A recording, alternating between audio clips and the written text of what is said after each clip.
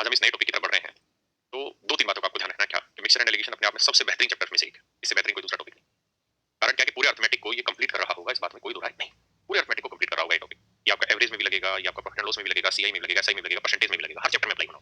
Partnership में भी apply होगा। तो इसको समझना बहुत जरूरी है। देखिए यार, बहुत सारे लोग इसे केवल कुछ मेथड तक सीमित कर देते हैं और मैं आपके साथ इसे कुछ मेथड तक सीमित नहीं रखना चाहता, मैं इसकी सोच तैयार करवाना चाहता हूँ आपकी। तो उसके लिए जरूरी है कि कुछ समय लगेगा। तो हैव सम पेशेंस। 2 से 3 क्लासें लगेंगी, तब जाके आप सच मायने में इसके पूरे कॉन्सेप्ट को समझ पाएंगे। तब तक चीजें थोड़ी-थोड़ी समझ में आती रहेंगी, लेकिन थोड़ी-थोड़ी होते-होते 3 दिन में पूरा बंडल तैयार हो जाएगा पूरे कॉन्सेप्ट का और वो पूरा आपको पूरी तरह समझ में आएगा, है ना? तो शांति से आराम से सुनते रहिएगा भाई। देखिए यार, मिक्सर एंड एलिगेशन होता क्या है वो समझा देता हूँ। देखिए यार, दो चीजों को मिक्स करना जो मिक्स हो सकती है उसे हम मिक्सर कहते हैं, और दो चीजों के मिक्स करने के मेथड को हम एलिगेशन कहते हैं। How do we mix two things? The method that we are going to use to mix these two things is called alligation, है ना? फिर मैं इसको दूसरे शब्दों के अर्थ में भी समझाऊं। जैसे मान लीजिए आप एक लाला है, मिर्जापुर वाला लाला नहीं, बनिया वाला लाला। आप एक लाला जी हैं और आप बेच रहे हैं जी क्या? दाल बेच रहे हैं, चना दाल बेच रहे हैं। तो चना दाल आप बेच रहे हैं, कंपटीशन मार्केट में पूरी तरह लगा हुआ है, और बगल वाला दुकानदार है भोला, भोला 20 रुपए किलो ही चना दाल बेच दे रहा है। और सच मायने में ये है कि अगर प्योर चना लें तो प्योर चना ही 25 रुपए किलो आ रहा है दुकानदार को। लेकिन जो भोला है वो कह रहा है जी 20 रुपए पर किलोग्राम के हिसाब से चने को बेच दे रहा है। अब लाला ने दिमाग दौड़ाया, यार ऐसा कौन सा जादू है भोला के पास कि वो 20 रुपए किलो बेच दे रहा है और इसमें भी कुछ ना कुछ कमा रहा होगा। तो लाला ने सोचा यार मैं ऐसा क्या करूं। तो लाला ने सुना किसी से कि भाई प्योर चना खरीदोगे तो 25 रुपए, लेकिन अगर दीमक खाया हुआ भुना हुआ चना लोगे, घुन खाया हुआ चना लोगे, यानी घटिया चना लोगे, घटिया चना लोगे, तो तेरी करे वो भाई मिल जाएगा 10 रुपए पर किलोग्राम। घटिया चना मिल जाएगा 10 रुपए पर किलोग्राम के हिसाब। अब लाला ने कहा यार फिर तो मैं इसी को बेच देता हूँ 20 रुपए के भाव से। मेरे जैसा कोई मैथ का मास्टर होगा उसने समझाया कि ऐसे नहीं लाला, अगर तू इसको बेचेगा तो ग्राहक तुरंत समझ जाएगा तो घटिया चीज बेच रहा है, वो तेरे पास एक बार तो ले जाएगा, दोबारा नहीं लेने आएगा। तो क्या करे लाला? तो उसने लाला को समझाया कि भोला से चने लेते हैं ना तो उसमें कुछ बढ़िया रहता है और कुछ घटिया रहता है, दोनों को मिक्स करके मिलाता है ताकि ना तो ग्राहक को ये पूरी तरह एहसास हो कि वाह आज तो हमें समृद्धि प्राप्त हो गई इसके चने खरीद के, और ना ऐसा एहसास हो कि यार मेरे को तो लूट लिया, है ना? तो ऐसा ही काम तू कर कि कुछ तो ले ले घटिया चना, कुछ ले ले तू बढ़िया चना, और दोनों को मिला के बेच दे। तो ये इनको जो मिलाया जाएगा इसको हम बोलते हैं मिक्सर। लेकिन बात ये है कि हम इनको किस अनुपात में मिलाएं, कैसे मिलाएं, वो जो मेथड कहलाएगा मिलाने का वो कहलाएगा एलिगेशन। जैसे मान लो लाला कहता है यार मैं तो ऐसा करना चाह रहा हूं कि जो मेरा मिश्रण तैयार हो ना उसकी कॉस्टिंग 18 रुपए पर किलोग्राम आ जाए, उसकी कॉस्टिंग 18 रुपए पर किलोग्राम आ जाए, मैं तो ऐसा कुछ चाह रहा हूं ताकि 18 रुपए पर किलोग्राम मेरी कॉस्टिंग आ जाए, मैं 19 में बेच दूं तो मैं तो भोला से भी सस्ता बेच दूंगा और मेरे पास ग्राहक ज्यादा होंगे। लेकिन मैं कैसे सेटिंग बैठाऊं कि जो मेरा मिश्रण बने उसकी कॉस्टिंग 18 रुपए पर किलोग्राम आ जाए। तो ये जो सेटिंग वर्ड है कि भाई कैसे सेटिंग बैठाएं कितने रुपए आ जाए, इस सेटिंग वर्ड को ही हम समझिए एलिगेशन कहते हैं। उस सेटिंग वर्ड को ही समझिए क्या कहते हैं, एलिगेशन कहते हैं, है ना? अब मैं आपको देसी भाषा में समझाता हूं। ये तो बताया कि मिक्सचर क्या होता है, जो आप गूगल सर्च करेंगे या किसी से पढ़ेंगे वो याद है, बाकी अपने तरीके से जो हम पढ़ेंगे उसको समझिए। दो कंप्लीट चीजों को आपस में मिलाना मिक्सचर कहलाता है ना? मान लीजिए मेरे पास इधर एक गिलास दूध है और इधर एक गिलास पानी, दोनों को ये अपने आप में कंप्लीट है, ये अपने आप में कंप्लीट है, दोनों को मिलाना जो होता है वो कहलाता है मेरा मिक्सचर, है ना? क्या कहलाता है मेरा मिक्सचर। और उन दोनों को हम किस तरीके से मिला रहे हैं, मिलाने में हमें कितना दूध लेना है, कितना पानी लेना है, क्या क्या उसमें कार्रवाइयां चलानी है, उन सारी कार्रवाइयों का नाम होगा एलिगेशन। क्या एलिगेशन बहुत जगह ऐसा भी लिखा रहता है कि दो मिक्सचर्स को मिक्स कराने के मेथड को हम एलिगेशन कहते हैं, दो मिश्रणों को मिलाने का तरीका जो होता है उसे हम एलिगेशन कहते हैं। तो मेरे बच्चों आज हम पहले लाला पे आते हैं। ये लाला बहुत प्यारा नाम है।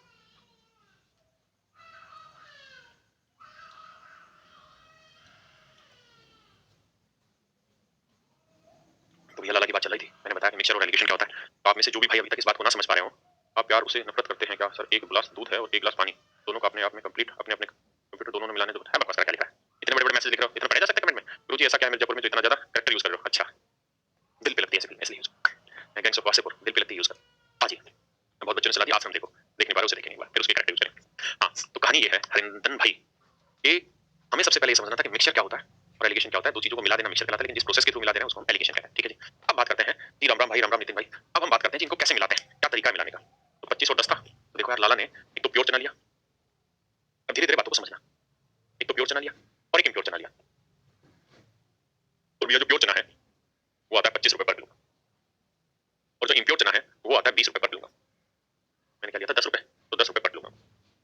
और सर मैं इनको ना मिलाना चाह रहा हूँ इस हिसाब से ताकि जो मेरा मिश्रण बने उसकी कॉस्टिंग 18 रुपए पर किलो, ताकि मेरे मिश्रण की जो कॉस्टिंग है ना वो 18 रुपए पर किलोग्राम है। मैं मान लेता हूँ कि भाई प्योर चना जो है मैं x किलो ले लेता हूँ और इम्प्योर चना जो है मेरा y किलो हो जाता है। इस तरीके से मैं मिलाना चाहता हूँ। तो बेटा ये बताओ x किलो अगर हम प्योर चना लेंगे तो 25 रुपए के भाव से प्योर चना कितने का हो गया? 25x का।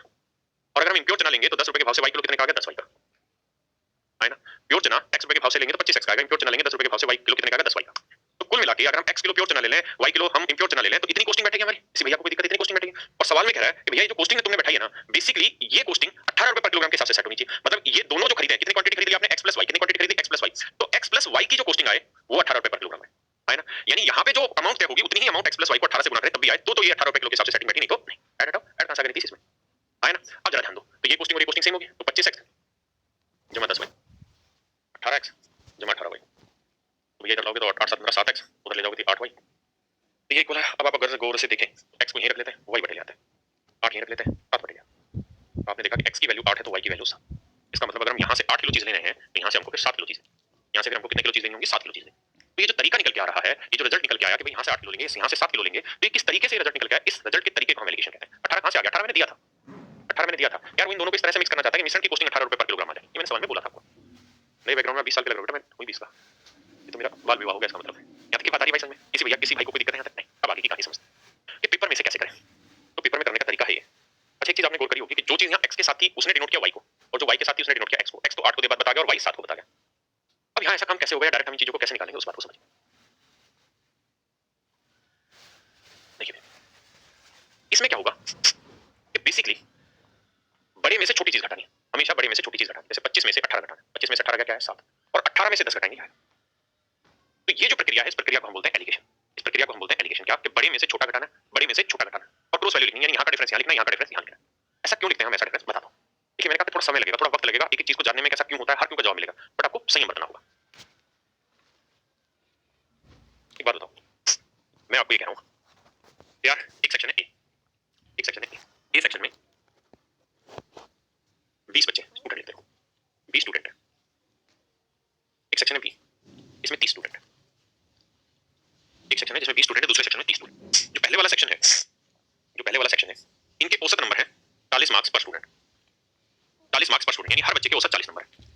जो यहाँ 30 बच्चे हैं, जो यहाँ 30 बच्चे हैं मेरे भाई, यहाँ जो 30 बच्चे हैं, इनका जो औसत स्कोर है वो है मेरे बच्चे 50 मार्क्स पर स्टूडेंट, 50 मार्क्स पर स्टूडेंट। अब मैं आपसे ये जानना चाह रहा हूँ कि पूरी क्लास के औसत नंबर कितने बने, पूरी क्लास के औसत नंबर कितने बने। पांडे सब क्या कमेंट कर रहा है, डॉट लिखे हुए, सर मेरा नोट्स रेशियो प्रोपोर्शन का ऐप पे अपलोड हो गया क्या? हो गया बेटा, सबका अपलोड हो गया, नोट्स पर रेशियो प्रोपोर्शन अपलोड हो गया ना, हो गया, चेक कराते हैं। आप पर करंट अफेयर और स्टैटिक की वीडियो देख रहा हूँ, ठीक है, मिक्सचर कैसे कहते हैं आज ही बता दो जी। अब मैं निकलवाना चाह रहा हूँ कि बताओ पूरी क्लास के औसतन क्या होंगे। तो आप एक बात कहोगे कि देखो सर, इस औसत का मतलब यही तो हुआ कि भाई हर बच्चे के 40 नंबर है, तो 20 बच्चों के 40 के हिसाब से कितने नंबर बने, 800। यहाँ अगर बात करें तो हर बच्चे के 50 नंबर इस क्लास में औसत, तो 30 बच्चे, तो 30 बच्चों के 50 के हिसाब से कितने नंबर हुए सर, 1500। 1500 और 8 2300 नंबर हो गए टोटल दोनों क्लासों में। और दोनों क्लासों में टोटल बच्चे कितने, 30 और 20 50। इनका सर औसत निकालेंगे, 0 5 से काटेंगे, 5 20, 5 30, यानी 40 मार्क्स पर स्टूडेंट। यानी पूरी क्लास का जो औसत आया वो 40 मार्क्स पर स्टूडेंट है, पूरी क्लास का जो औसत है 40 मार्क्स पर स्टूडेंट, 40 मार्क्स पर स्टूडेंट। अब मेरी एक बात समझ भाई, औसत शब्द जो है, देखिए औसत हुआ, ये सब मिक्सचर एंड एलिगेशन ही है, अलग नहीं है। धीरे धीरे मैं चीजें क्लियर कराता हूं। मैंने पहले का 3 दिन लगेंगे पूरी बात को हवा में करने के लिए, है ना, तो 3 दिन तक शांत रखिए। कुछ वीडियो बहुत समय लगता है, मनोज कुमार भाई ऐसा थोड़ी कि नहीं मिटाएंगे, मिटाना तो पड़ता है ना, चीजें समझाते हो। अब आप एक बात बताइए और बड़े ध्यान से मेरी बात को सुनो। मान लीजिए मैं 2000 रुपए पर मंथ कमाता हूं और आप 5000 रुपए पर मंथ कमाते हैं। मैं कहूं कि बताओ यार दोनों का औसत क्या होगा, दोनों का औसत क्या होगा। तो आप एक बात कहेंगे सर औसत जो होता है ना, वो इनके बीच बचाव की कोई वैल्यू होती है, इनके बीच बचाव की कोई वैल्यू होती है जिस पे दोनों को लेवल किया जा सके, है ना, जिस पे दोनों को लेवल किया जा सके। क्या औसत का मतलब होता है कि जिसके पास ज्यादा है सर उससे कुछ ले लो, जिसके पास कम है उससे कुछ दे दो। ये तो मेरे बच्चों औसत का होता है भाई, जिसके पास ज्यादा उससे कुछ ले लो, कम है उसको दे दो। और ऐसी सिचुएशन पे ले आओ कि बीच में बराबर बराबर चीजें हो जाए। जैसे अगर हम इनका औसत निकालना तो 5 तो 7 का आधा 3500, तो औसत आ जाएगा 3500 रुपए पर मंथ। इसका मतलब जानते हो क्या हुआ कि भैया इसलिए ज्यादा कमा रहा था, कितना ज्यादा कमा रहा था, 1500 ज्यादा कमा रहा था औसत से। तो यहाँ से हमने 1500 लिए और ये कितना कमा रहा था 2000, कितना कम कमा रहा था 1500, तो इसे हमने 1500 दिए। इसका मतलब ये हुआ कि औसत में ज्यादा वाले से हम चीज लेते हैं और कम वाले को चीज देते हैं। ध्यान देना मेरे शब्दों पे, औसत जब हम निकालते हैं तो ज्यादा वाले से कुछ उठाते हैं और कम वाले को कुछ दे देते हैं। आवाज नहीं आ रही, ठीक है वंदना, आवाज तो आ रही बेटा, एक कान मेरे हो गए, मैल भर गया, साफ किया करेगी भाई। औसत में जिसके पास कुछ ज्यादा उससे उठा लो और जितना उठाया है वही अमाउंट आप कम वाले को दोगे। यही तो औसत निकालने का तरीका है, हाँ है ना राहुल भाई, हाँ है ना, यही औसत निकालने का तरीका होता है कि भाई जिसके पास ज्यादा उससे कुछ ले लो, जिसके पास कम है उसके पास कुछ दे दो। तो एक शब्द यहाँ ध्यान रखना कि जितना आप लोगे बेसिकली उतना ही आप दोगे, जितना आप लोगे उतना ही आप दोगे। क्लियर है? अब जरा ये सवाल, इस वाले में अगर आप चेक करना चाहें तो ये देखिए कि भाई इस क्लास का औसत फालतू था, इस क्लास का औसत कम था, है ना, इस क्लास का औसत फालतू था, इसका कम था, मतलब ये कम था, इसका फालतू था, औसत था ये।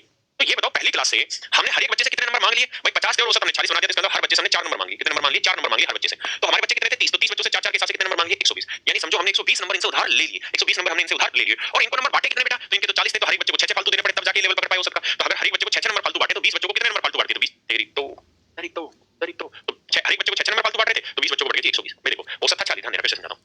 औसत था 40 और इनके थे औसत 40, यानी इनके तो औसत से कम थे, मतलब इनमें हर एक बच्चे को देना पड़ेगा तब 40 तक पहुंचेगा। कितना देना पड़ेगा, हर एक बच्चे को 6 नंबर देना पड़ेगा। और बच्चे कितने थे 20, तो 20 बच्चों में कितने नंबर दे देंगे 120। तो आपने एक चीज नोटिस करी कि यहाँ जितने बच्चों से मतलब जितने नंबर हमने चुराए उतने ही नंबर हमने यहाँ दिए। भाई औसत का मतलब ये होता है कि जिनके पास फालतू वहां से कुछ ले लो और जिनके पास कम है उन्हें कुछ दे दो। तो ध्यान ये रखना कि जितना आप ले रहे हो, जितना आप ले रहे हो उतना ही आप दोगे भी, या जितना आप दे रहे हो उतना ही आप लोगे भी। बात आ रही है कि नहीं आ रही समझ में? ये जीवन के साथ भी यही नियम है कि जितना लोगे उतना दोगे और जितना दोगे उतना लोगे, मतलब जितना समय पढ़ाई में दोगे पढ़ाई उतना ही आपको कमा के देगी। अगर पढ़ाई में कम टाइम दोगे तो मिलेगा भी कम।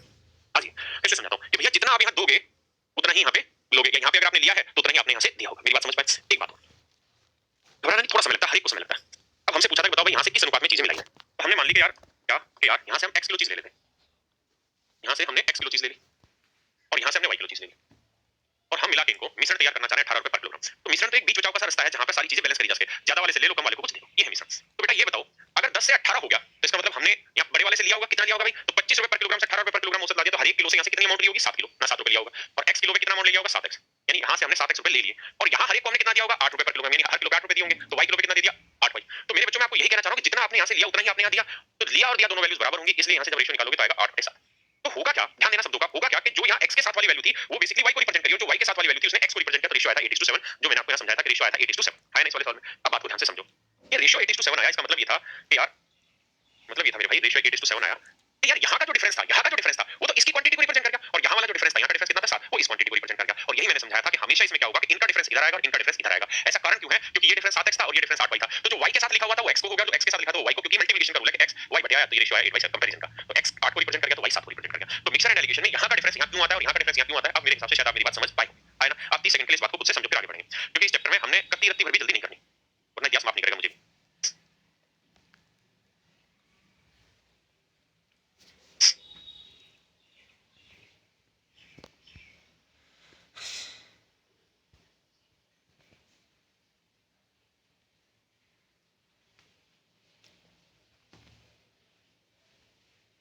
बात आई कि नहीं आई, डन सर जी, पूजा कुमार दी, जब प्रमार सर को सके सीपीओ के, बेटा सब कराने टेंशन ना लो, बात को समझने की तो कोशिश करो। ना ना ना 8-7 एवरेज नहीं, 8-7 तो क्वांटिटी का रेशियो हुआ, एवरेज तो ये है ना 18, एवरेज तो इधर 18 है ना। Done, thank you, crystal clear, very good. बस तुम ऐसे कमेंट कर देते तो समझ लो खून बढ़ जाता। अब बात को समझो फिर से, अब मैं इसमें कुछ छिड़खानी करूंगा। एक बात बता मेरे भाई, कैसी है तेरी लुगाई, कैसे हरामखोर वाली बातें बोल देता हूं मैं भी। अब मस्त रहा करो, I love you mixer and allocation, ये हरामखोर एलिगेशन होता है, स्पेलिंग तो सही कर ले, लव यू लिख के। सर हमारा कमेंट नहीं जाता है क्या, शिवम भाई सबका कमेंट जाता है, और बताया ना जितना तुम भेजोगे उतना तुम्हें लेना भी पड़ेगा, तो इतने सारे कमेंट भेज दोगे तो मिलेंगे कैसे वापसी। आओ भैया मेरी बात ध्यान से सुनो, अब मैं अगर मान लो इस चीज को छिपा दूं और अब मैं आपसे पूछूं कि भाई इनका एवरेज निकाल के बताओ क्या हो, इनका एवरेज निकाल के बताओ क्या हो।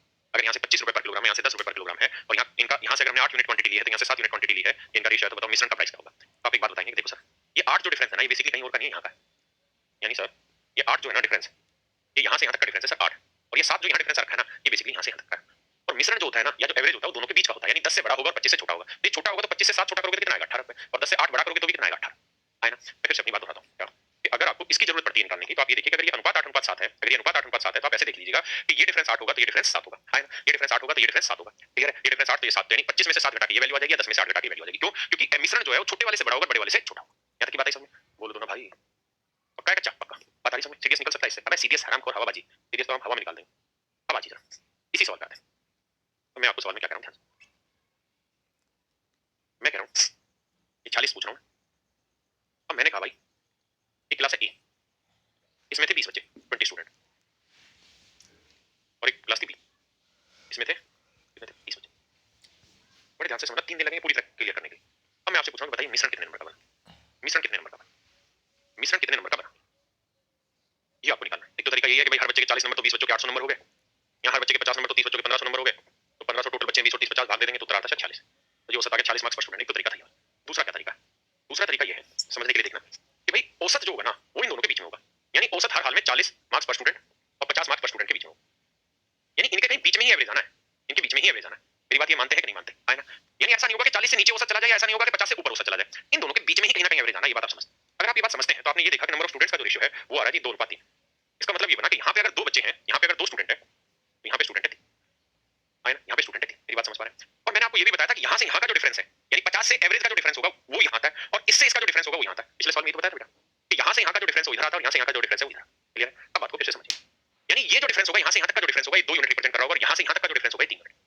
तो आप ऐसे सवाल में क्या क्या करें, आप सीधा ही 40 से 50 के बीच का डिफरेंस निकालो कितना बना, क्योंकि उस डिफरेंस को ही तो 3:2 में सेट करना है। तो 40 और 50 के बीच का डिफरेंस कितना है 10, तो 10 को बेटा 3:2 में बांटोगे तो 3 2 5 5 2 10 तो ये 6 आ जाएगा, 4 आ जाएगा, मतलब ये डिफरेंस है 6 और ये डिफरेंस है 4। आप यहाँ माइनस क्यों किया, इसलिए क्योंकि बड़ी में से घट के आएगा और छोटे में जोड़ के आएगा, तो 40 में 6 जोड़ा 40, 50 में से 4 गया 40, तुरंत उत्तर निकल के आ गया, है ना। तो आप इस बात को ध्यान रखना कि जब भी ये चीज निकालनी हो आपको, जब भी ये चीज आपको निकालनी हो तो सच मायने में तरीका ये रहता है कि इन दोनों वैल्यू का डिफरेंस निकालो, 40 और 50 का डिफरेंस निकालो। जैसे हमने यहाँ 40 और 50 का डिफरेंस निकाला, क्यों निकाल लिया, क्योंकि एवरेज इनके बीच में कहीं होगी, और इन डिफरेंस का रेशियो ही क्रॉस में रखा होता है, इस डिफरेंस का यहाँ रेशियो, इस डिफरेंस का यहाँ रेशियो, है ना। तो आप क्या क्या करो इन सवालों को कि इसके और इसके बीच का डिफरेंस निकालो, 40 50 का डिफरेंस 10 10 को 3:2 में बांट दो, तो ये डिफरेंस आ जाएगा, ये डिफरेंस आ जाएगा, उठा के सोल्व कर दीजिए आप, है ना। अब हम आगे बढ़ते हैं और क्वेश्चन के थ्रू धीरे धीरे बातों को समझते हैं, घबराने का नहीं है। अब वही काली काली रात, काले काले सवाल पढ़ो, इसके नोट से नहीं, साफ सुथरे इसको अपलोड कर दो, पढ़ो जी। अबे भाई भाई जीवन में कभी गुस्सा रोज गुस्सा होता हूँ भाई। मैं बहुत अच्छा व्यक्तित्व अपना तैयार नहीं कर पाता हूँ, सोचता हूँ लेकिन कर नहीं पाता। जीवन में मुझे फॉलो मत करिएगा। आई एम नॉट एक गुड ह्यूमन बीइंग जो सदैव प्रेम प्यार से रहे, आदर्शों से रहे। एक साधारण मनुष्य जीवन जीता हूँ जिसको गुस्सा भी आता है, प्यार भी आता है, हरकतें भी कर लेते हैं। आइए डोंट डोंट आगे नहीं समझ पा रहा। देखिए मेरे बच्चों, तो बड़ा ही कर लेते हैं। आपने सवाल पढ़ लिया होगा तो देखिए क्या कह रहा है। कह रहे कक्षा के छात्रों का औसत वजन 15 है। औसत वजन जो होता है वो ऐसे लिखा जाता है 15 किलोग्राम पर स्टूडेंट। दूसरी कक्षा के छात्रों का औसत वजन 30 किलोग्राम। 30 किलोग्राम मतलब 30 किलोग्राम पर स्टूडेंट। अच्छा ये चीजें, एक चीज और है गई, आप में से मुझसे कोई ये जरूर पूछ सकता है कि हम किन चीजों को मिक्स कर सकते हैं। Which things can we mix? हम किन किन चीजों को मिक्स कर सकते हैं, हम किन किन चीजों को मिक्स कर सकते हैं, मिश्रण हम किन किन चीजों का कर सकते हैं, ये भी एक क्वेश्चन हो सकता है कि क्या मैं इस माउस वाले वाला और इस मार्कर का मिश्रण कर सकता हूँ, क्या इन दोनों को मिला सकता हूँ? तो नहीं मिला सकते। तो एक शब्द का हमेशा ध्यान रखिएगा कि मिश्रण हमेशा उन्हीं का किया जा सकता है which are same with the same respect, with the same respect, जिन्हें किसी समान, समान वो वाला होता है, ये समान है ना, किसी समान, समान माने गुड्स, वो वाला नहीं है, समान समान माने इक्वल, इक्वल या सेम, जिन्हें किसी समान चीज के परिप्रेक्ष्य में बोला जा सके। परिप्रेक्ष्य की सही शब्द नहीं है, सापेक्ष में बोला जा समझाता हूँ क्या इसका अर्थ। एक बार आप ये मान के चलो, तीन दिन लगने बेहतरीन समझ में आ जाए। कह रहा है कि भाई हम किन चीजों को मिला सकते हैं, तो उन चीजों को मिला सकते हैं जिनको सेम रेस्पेक्ट में बोला जाता हो। जैसे मैं आपको कहूं यार 15 किलोमीटर पर आवर को आप 12 रुपए पर किलोग्राम में मिला दो, तो क्या इन दोनों चीजों का मिक्स हो सकता है, इन दोनों प्राइस का मिक्सचर हो सकता है? नहीं हो सकता, कभी नहीं हो सकता। क्यों नहीं हो सकता? क्योंकि यहाँ तो ये बोली जाती है किसके रेस्पेक्ट में, आवर के रेस्पेक्ट में, यहाँ बोली जा रही है किसके रेस्पेक्ट में, किलोग्राम के रेस्पेक्ट। समझ में आया भाई? 15 किलोमीटर, 15 किलोमीटर, 15 किलोमीटर, बेटा 15 किलोमीटर जो है ना वो तो 15 की यूनिट है कि भाई 15 क्या है, किलोमीटर है। और ये पर आवर का मतलब बना कि 15 किलोमीटर 1 घंटे में चली गई, यानी 1 घंटे में चली गई दूरी 15 किलोमीटर, यानी किसके रेस्पेक्ट में बोली गई, 1 घंटे। बेटा इसे चला थोड़ी देर। ये 12 रुपए, 12 क्या है भैया, रुपए, ये तो 12 की तो यूनिट है रुपए, और पर किलोग्राम मतलब ये 12 रुपए किसके रेस्पेक्ट में बोला गया, किलोग्राम, यानी 1 किलो की चीज है 12 रुपए। रेस्पेक्ट वाली बात समझ में? जिस चीज के रेस्पेक्ट में आप बोलने लग रहे हैं, अगर वो दोनों की वो रेस्पेक्ट सेम है, यानी वो दोनों के सापेक्ष सेम है, तभी उन चीजों को मिश्रण कर सकते हैं, अदरवाइज हम दोनों का मिश्रण नहीं कर सकते। जैसे मैं आपसे कहूं 15 रुपए पर केजी, 20 रुपए पर लीटर, इन दोनों को मिक्स कर सकते हैं? तो आंसर होगा जी नहीं कर सकते। क्यों नहीं कर सकते भैया? इसलिए नहीं कर सकते क्योंकि ये 15 रुपए पर किलोग्राम के रेस्पेक्ट में, ये 20 रुपए पर लीटर के रेस्पेक्ट में है ना। यानी हम तभी मिश्रण कर सकते हैं जब दोनों किसी सेम चीज के रेस्पेक्ट में हो, जब दोनों किसी सेम चीज के रेस्पेक्ट में हो, तो दोनों किसी सेम चीज के रेस्पेक्ट में हो। दूसरी बात, अब मैं आपसे ये कहूं कि बेटा 40 मार्क्स पर स्टूडेंट एवरेज है और 20 किलोग्राम पर स्टूडेंट है, ये एवरेज वेट है, ये एवरेज मार्क्स है, बताओ क्या इन दोनों को मिक्स कर सकते हैं? तो आप कहेंगे देखिए 40 क्या है, नंबर, यहां तक तो सही, किसके रेस्पेक्ट में, स्टूडेंट, यानी हर स्टूडेंट के 40 नंबर। यहाँ 20 क्या है, वेट है, किलोग्राम, किलोग्राम से 20 की यूनिट पता चली, किसके रेस्पेक्ट में, हर स्टूडेंट। तो सच मायने में देखिए तो ये भी स्टूडेंट के रेस्पेक्ट में था, ये भी स्टूडेंट के रेस्पेक्ट में था, इसका मतलब दोनों ही एक ही रेस्पेक्ट में थे। लेकिन क्या दोनों मिक्स हो सकते हैं? तो आंसर होगा नहीं। इसका मतलब यहाँ से एक नियम हमें और भी ध्यान देना था, क्या कि दूसरा जो पॉइंट था इसमें, पहली बात तो ये कि दोनों के दोनों सेम रेस्पेक्ट में बोले जाएंगे तभी वो मिक्स हो सकते हैं, अगर सेम रेस्पेक्ट में नहीं बोले जाएंगे तो then we can not mix them. तो दूसरा पॉइंट क्या है कि इंग्लिश में क्या लिखा मैंने, पहले हिंदी में लिख देते हैं।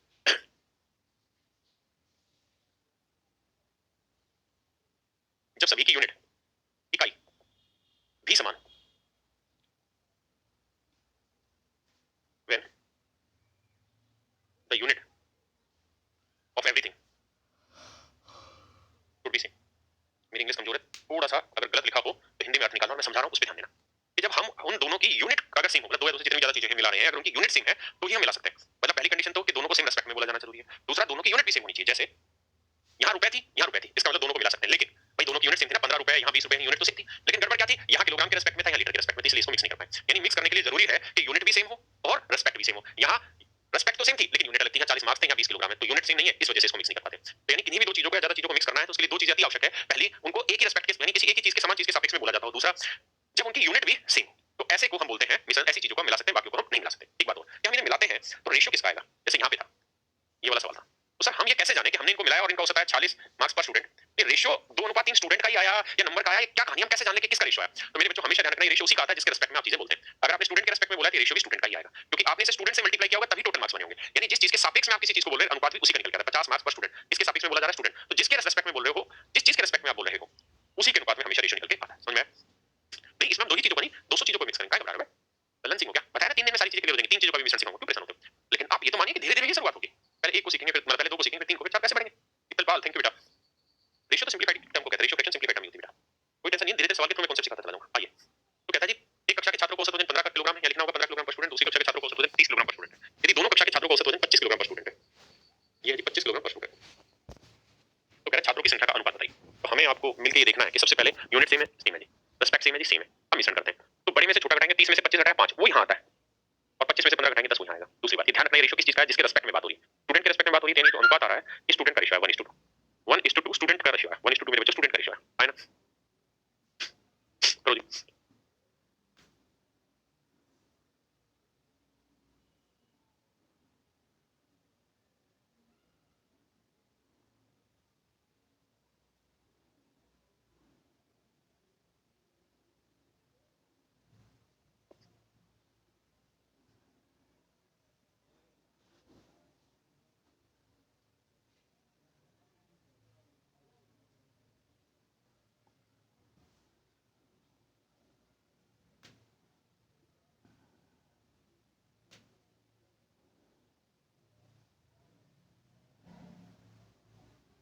आइए,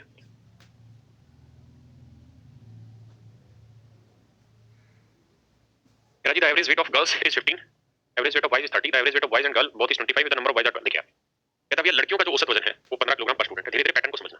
लड़कों का जो औसत वजन है वो 30 किलोग्राम पर स्टूडेंट है, सभी का जो औसत वजन है वो 25 किलोग्राम पर स्टूडेंट है। तो रेशियो निकालेंगे, 30 में 25 गया 5, 25 में 15 गया 10, रेशियो है बाबू 1:2। किसका रेशियो है, नंबर ऑफ स्टूडेंट का, जिसके रिस्पेक्ट में बोला जाता है। यानी लड़कियां एक है तो लड़के हैं जी। तो अब सवाल में कह रहा है जी लड़कों की संख्या 12, बेटा मेरे दो यूनिट जो है, ये दो यूनिट जो है ये रिप्रेजेंट कर रहा है 12 बच्चों को, तो एक यूनिट की वैल्यू 6, तो एक यूनिट की वैल्यू 6, इसका मतलब ये है कि लड़कियों की संख्या 6 है, लड़कों की संख्या 12। आई भाई बात समझ में, बहुत सुंदर, करो भैया।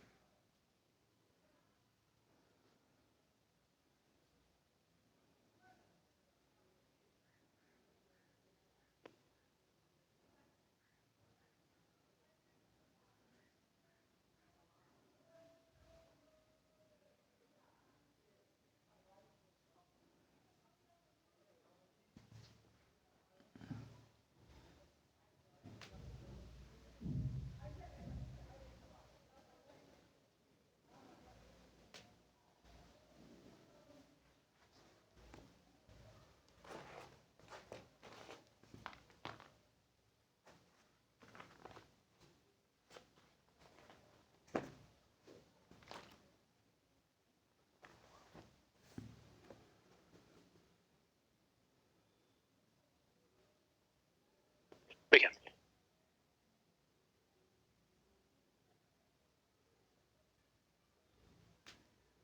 The ratio of number of girl to number of boys is 3:2। कहता है लड़कियों और लड़कों की संख्या का जो अनुपात है मेरे बच्चों 1:2 है ना। If the average weight of the boy is 30 kilogram, कहता है लड़कों का अगर औसत वजन 30 kilogram, and the average weight of both the boys and girl, और कहता है लड़के लड़कियों दोनों का औसत वजन अगर 25 किलोग्राम, तो आपसे ये जानना चाह रहा है कि बताइए लड़कियों का औसत वजन क्या है। मेरे बच्चों सबसे पहले तो आप इस बात को समझ जाइए, और बहुत बढ़िया से समझ जाइए, क्या ये जो एवरेज वेट होता है वो हमेशा बड़े एक से छोटा होता है तो दूसरे से बड़ा, तो अगर ये 30 से छोटा है तो 25 इससे बड़ा होगा, है ना। अब बेटा 30 में से 25 घटाएंगे क्या है 5, एक यूनिट अगर 5 है तो दो यूनिट की वैल्यू क्या होगी 10, तो इसमें से ये वैल्यू घटा के 10 आया तो ये वैल्यू क्या रही होगी 15। ये पूछा हुआ है लड़कियों का औसत वजन क्या है, तो आंसर 15। बेटा बढ़ाना कैसे, 25 में 10 जोड़ के 35 कैसे लिख रहे हो, 35 अगर इसे लिख दोगे इसे 30, तो 35 और 30 के बीच में थोड़ी आता है 25। भाई इस बात को समझो कि 25 30 से छोटा है तो इससे बड़ा होगा, ये एक से छोटा बड़ा है, एक से छोटा है तो दूसरे से बड़ा होगा, है। करिए,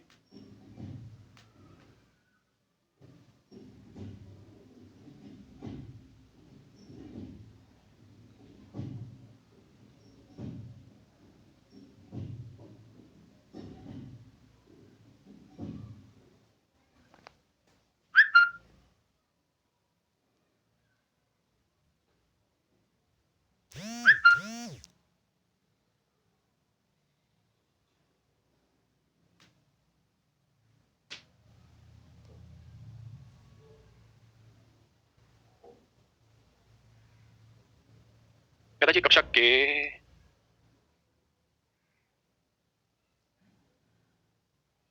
कहता है कक्षा के 40 छात्रों का औसत वजन 30 किलोग्राम, यानी टोटल बच्चे भाई 40, जबकि कहता है कि 20 स्टूडेंट का औसत वजन है 15 kilogram, and average weight of both, sorry दोबारा कक्षा के 40 छात्रों का औसत वजन 30 किलोग्राम, दूसरी कक्षा के 20 छात्रों का, अच्छा अच्छा, कहता है एक कोई क्लास है ए, इसमें 40 स्टूडेंट है और 40 स्टूडेंट का औसत वजन है 30 किलोग्राम पर स्टूडेंट, है ना। एक दूसरी क्लास में मेरे बच्चे बी, कहता है जी इसमें 20 स्टूडेंट है, 20 स्टूडेंट है और इसका औसत वजन है भैया 15 किलोग्राम पर स्टूडेंट। तो आपसे क्या ही रहा है यार, एवरेज वेट निकाल के बताओ क्या होगा। मैंने अभी एक तरीका बताया था थोड़ी देर पहले इस बात का, कि जब भी आपको मिश्रण निकालना हो, एवरेज निकालना हो, तो तरीका ये है कि इन दोनों का डिफरेंस ले लो। जैसे 40 50 का डिफरेंस 10 है, उसे 2:3 में बांट दो तो ये डिफरेंस निकल के आ जाएगा, है ना। तो ये जितना डिफरेंस होगा उतना ये होगा, जितना ये होगा उतना। तो वही सेम काम हमको यहाँ पे भी करना होगा।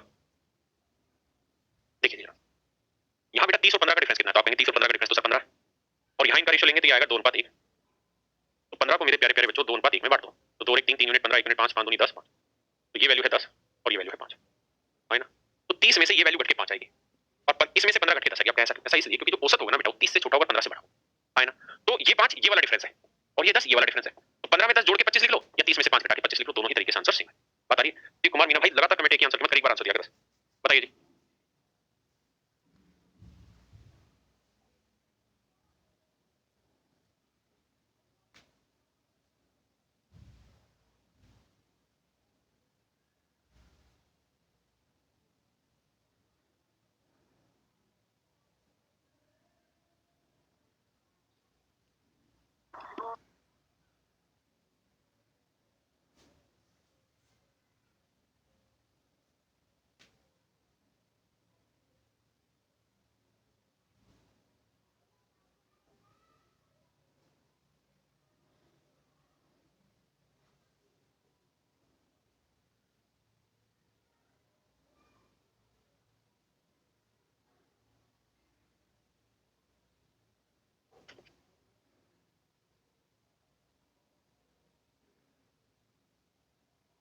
देखो यार बेटा अलग अलग कीमत की दो तरह के दूध हैं, अलग अलग कीमत के दो तरह के दूध हैं, उन्हें 2 अनुपात 3 में मिलाया।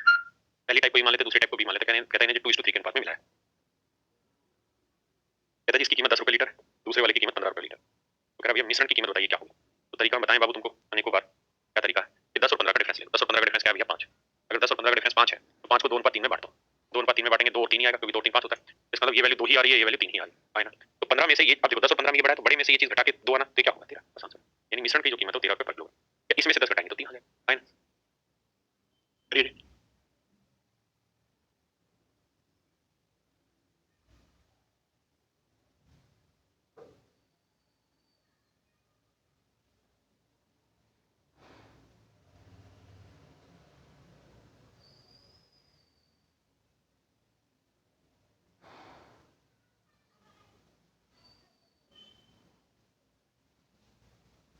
आइए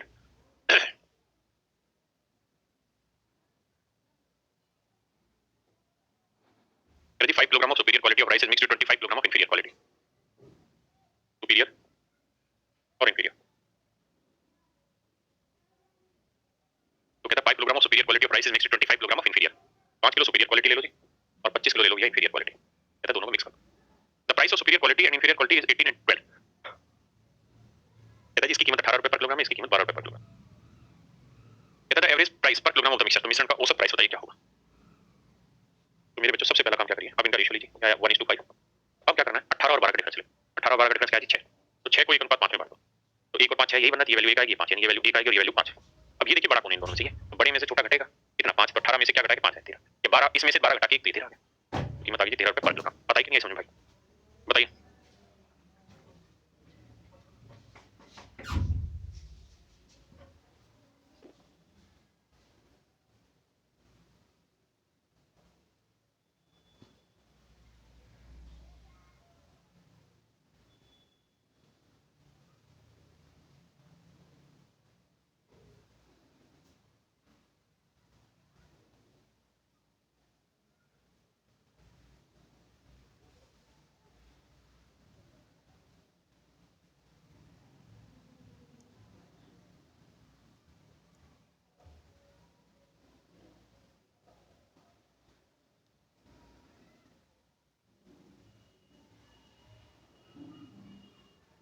देखिए यार जी 16 रुपए लीटर वाइन को 5 5 सॉरी 16 लीटर वाइन को 5 लीटर वाइन के साथ मिलाया गया।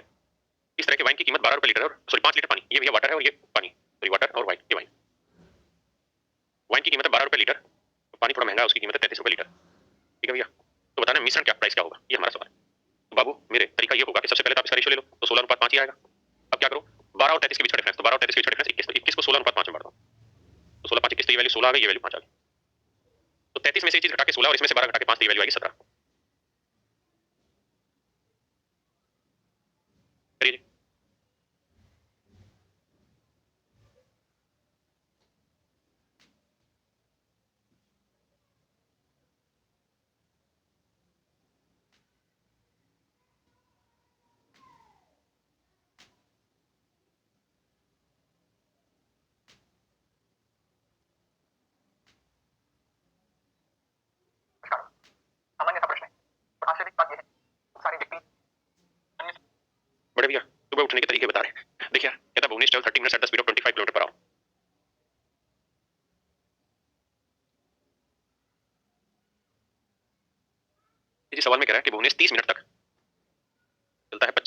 की स्पीड से, और अगले 20 मिनट तक चलता है 40 किलोमीटर पर आवर की स्पीड से। उसकी औसत चाल निकाल के बताइए। तरीका बताया आपको बेटा, एवरेज स्पीड अगर आपको निकालनी है तो सबसे पहले इनका रेशियो ले लो। रेशियो लेंगे तो यहाँ आएगा 3:2, तो 25 और 40 का डिफरेंस आया 15, तो 3:2, 3 और 2 5, 5 यूनिट 15, 1 यूनिट 3, 3 9, 3 नीचे, तो ये वैल्यू 9 थी, ये वैल्यू 6 है ना, तो 40 में से घटा के 9 आया तो ये 31 आ गया। Average speed 31 kilometre per our.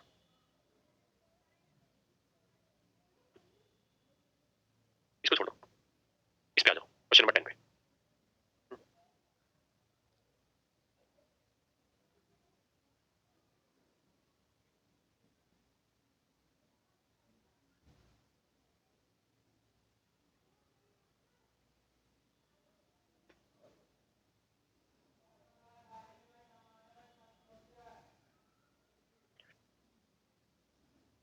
क्या करा बोनिस covered 150 kilometre distance in 10 hour. कहता भाई 150 किलोमीटर की दूरी 10 घंटे में तय करता है। The first part of his journey he covered by car. पहली मतलब कुछ हिस्सा वो कार से चलता है और बाकी वो रिक्शा से चलता है। कुछ हिस्सा चलता है मेरे बच्चे कार से और बाकी हिस्सा चलता है वो रिक्शा से।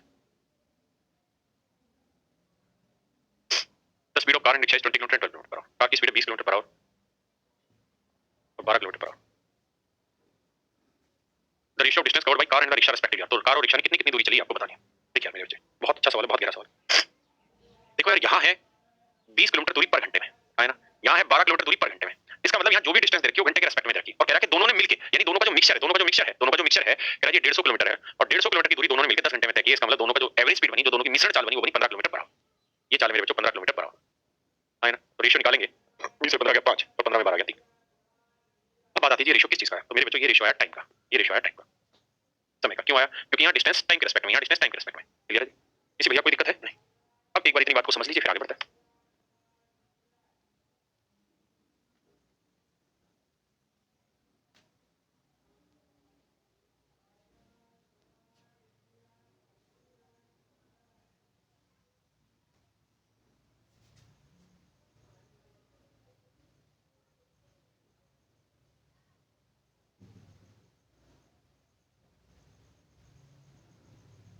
तो यार दोस्तों, अब हमें देखना है कि पूछा क्या है। तो मेरे बच्चों सवाल में कह रहा है टाइम का रेशियो, डिस्टेंस का रेशियो बताओ। तो जब भी आपसे रेशियो पूछा जाता है तो वहां आपको एक्चुअल टाइम निकालने की जरूरत नहीं होती। परसेंटेज में पढ़ा होगा, मैंने सिखाया था कि जब भी आखिरी में कंपैरेटिव वैल्यू चाहिए होती है तो वहां हमें रियल वैल्यू निकालने की जरूरत कतई भी नहीं होती, मात्र कंपैरिजन से हमारा काम हो जाता है। अगर आप यहाँ गौर से देखें तो कंपैरिजन से काम हो जाएगा। भाई कार से रिक्शा से, कार की स्पीड है 20 किलोमीटर पर आवर और रिक्शा की स्पीड है 12 किलोमीटर पर आवर, है ना। कार जो समय ले रही है वो कितना ले रही है? 3 यूनिट। अगर कार 3 यूनिट समय ले रही है तो डिस्टेंस होती है स्पीड इनटू टाइम, तो आएगा 60 किलोमीटर, है ना। रिक्शा टाइम कितना ले रही है? 5 यूनिट, तो 12 की स्पीड से तो रेशियो आएगा 1:2। अगर कहता है कि एक्चुअल डिस्टेंस बताओ, कार ने कितनी चली, रिक्शा ने कितनी चली, तो फिर हमें एक्चुअल टाइम चाहिए था। फिर हम कहते हैं कि भाई ये टाइम 3 और 5 कितना है? 8 यूनिट, जबकि एक्चुअल में दोनों ने चलने में जो समय लिया वो 10 घंटे। तो 8 यूनिट 10 घंटे, 1 यूनिट 10/8 घंटे, और फिर 3 की वैल्यू निकालते फिर 5 की। समझ में आ रही बात?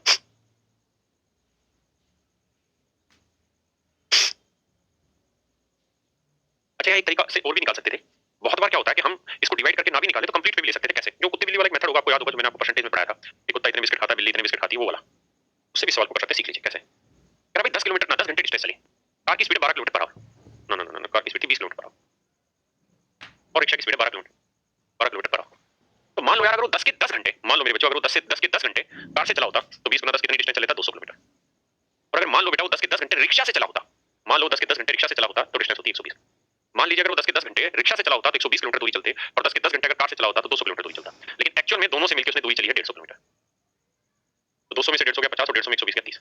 तो रेशियो निकालेंगे तो आएगा 3:5। रेशियो निकालेंगे तो आएगा 3:5। यानी कार से 3 यूनिट डिस्टेंस चली है तो रिक्शा से चली है 5 यूनिट, है ना। आप ऐसे भी इस क्वेश्चन को कर सकते थे। हाँ अंकित भाई, बिल्कुल सही बताया तुमने। करिए जी सवाल को।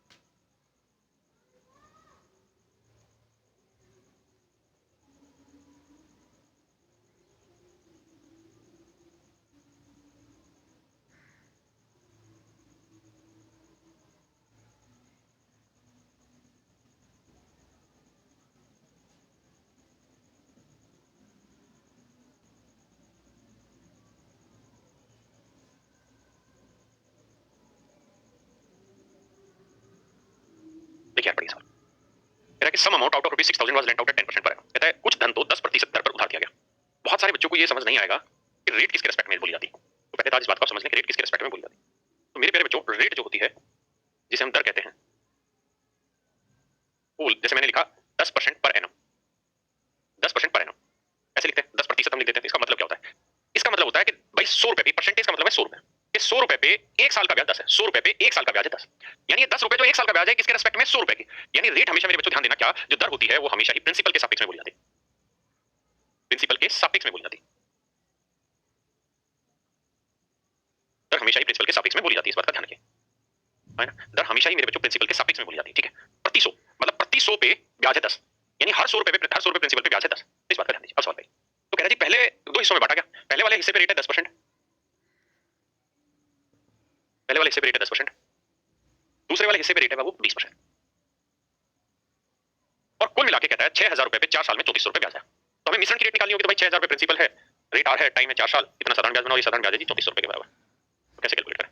2 जीरो तो यहाँ काट दो, अब 1 जीरो और काट दो, 4 8 32, 4 5 20, तो रेट आ गई 85/6 बटे 6%। 85/6 14 सही 1/6%, क्योंकि 14 84 और 85/6%। क्या आप मेरी बात को समझते हैं यहाँ तक? है ना। यानी रेट होगी 14 सही 1/6%। तो मेरे बच्चों का रेट 14 सही 1/6% निकल गई मिश्रण की, तो यानी मिश्रण की रेट है 14 सही 1/6%। हम मान लेते हैं दो स्कीमों में पैसा इन्वेस्ट हो रखा है। पहली स्कीम का नाम है ए और दूसरी स्कीम का नाम है बी। पहले वाले पे 10% ब्याज है, दूसरे वाले पे 20% ब्याज है, दोनों पे 14 सही 1/6% ब्याज है। तो देखिए 20 में से 14 सही 1/6 घटाएंगे तो वो घटाना स्टार्ट करें। 14 की जगह 15 घटाओ, 5 बचा, 6 में से 5/6, और इसमें से 10 घटाओगे तो सीधा ही 4 सही 1/6, 6 30 और 5 35/6, 6 24 और 25/6।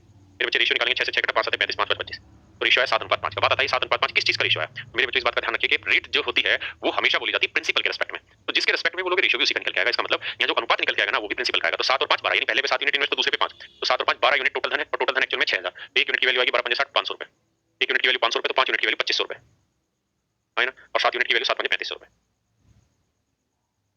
ये तो हमारा आंसर होगा, यानी पहले वाले हिस्से पे 3500 रुपए इन्वेस्ट है, तो दूसरे वाले हिस्से पे 2500 रुपए इन्वेस्ट।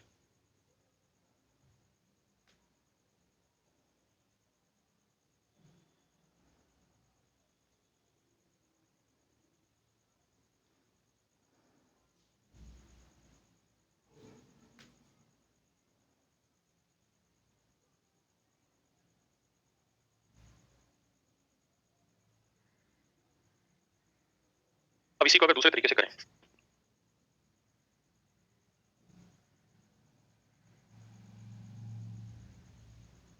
देखिए कहानी ये है मेरे बच्चे, कहता है 6000 रुपए का कुछ हिस्सा 10% पे। दूसरे तरीके से बताऊं तो मान लो पूरे का पूरा 6000 रुपए अगर 10% पे इन्वेस्ट होता तो एक साल का ब्याज बन जाता 600 रुपए, और पूरे का पूरा 6000 मेरे बच्चों अगर 20% की रेट पे इन्वेस्ट कर देते तो एक साल का ब्याज बन जाता 1200 रुपए। जबकि सवाल में कह रहा है 3400 रुपए ब्याज बना है कितने साल का? 4 साल का, तो एक साल का ब्याज बना 850 रुपए। यानी इस हिसाब से चलते तो मिश्रण का रेट ऑफ इंटरेस्ट बनना, सॉरी इंटरेस्ट बनता 850। इसका मतलब है कि पूरे 6000 पे ब्याज इतना, ये पूरे 6000 पे ब्याज इतना, ये पूरे 6000, यानी अब ये सारे 6000 के रिस्पेक्ट में बोले जा रहे हैं। तो 1200 में से 850 घटाएंगे 350 बचेंगे, और 850 में 600 घटाओगे 250 बचेगा, 8 पीट मचाओगे तो 7:5 आ जाएगा। वही बांटेंगे 7:5 में 6000 को, तो आपका आंसर आ जाएगा। ठीक है मेरे बच्चों, हाँ तेरी बंद कर दी। करिए जी। ये चलिए आज इतना रखते हैं, बाकी फिर अगली क्लास में मिलेंगे आपसे कल और आगे बढ़ें। Thank you.